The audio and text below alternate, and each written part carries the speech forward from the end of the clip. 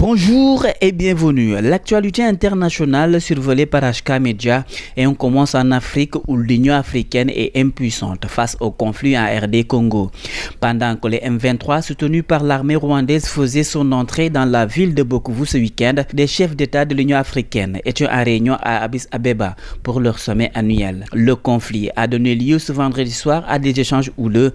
À l'issue du sommet ce dimanche, il n'y a ni sanctions ni condamnation explicite du Rwanda comme réclamé par la RDC. Aucune annonce non plus sur le plan de sortie de crise. Cette guerre entre le Rwanda et la RDC Congo crée le malaise au sein de l'organisation. Au Mali, l'annonce de nouvelles taxes, notamment sur les services technologiques, continue de faire réagir. Le 5 février 2025, un projet d'ordonnance instauré de nouvelles taxes a été dévoilé au Conseil des ministres. Certaines concernant les entreprises, d'autres vont directement pénaliser les citoyens et l'Association des consommateurs du Mali a été consultée par les autorités de transition. Elle ne nie pas la nécessité pour l'État de trouver des fonds, mais demande des contreparties. Au Cameroun, le secrétaire général de la présidence a été confronté à la colère des habitants et élus de l'extrême nord. En déplacement ce samedi, Ferdinand Ngogo voulait être en contact avec des populations locales en proie à divers défis sécuritaires, avec la menace terroriste de Boko Haram, mais aussi des inondations. La visite prévue pour ne durer que quelques heures a été rallongée de plusieurs heures lorsque la délégation gouvernementale a été empêchée de partir par les habitants et les élus de la région, exigeant d'être entendus.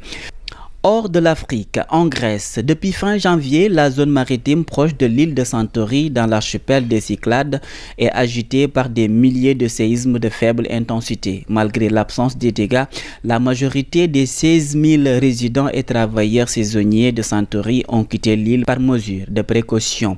Les autorités grecques ont annoncé ce dimanche les premières mesures de soutien économique aux salariés du secteur du tourisme, une compensation spéciale de plus de 500 € pour les salariés concernés. Et enfin, aux États arabes unis, visite officielle avec la première dame aux États arabes unis, a déclaré Volodymyr Zelensky sur Telegram. Publiant une vidéo sur lui descendant de l'avion, il affirme que sa priorité est de ramener plus de prisonniers ukrainiens à la maison ainsi que des investissements à un partenariat économique. Ce déplacement survient avant la rencontre attendue entre Donald Trump et Vladimir Poutine sur la question de l'Ukraine à Riyad. C'est tout pour l'actualité internationale survolée par HK Media. On vous donne rendez-vous demain pour de nouvelles actualités.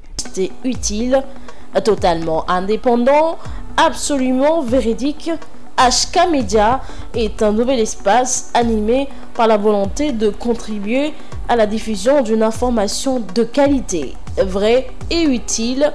Le Sénégal est notre site de déploiement, l'Afrique, notre priorité, le monde, notre horizon.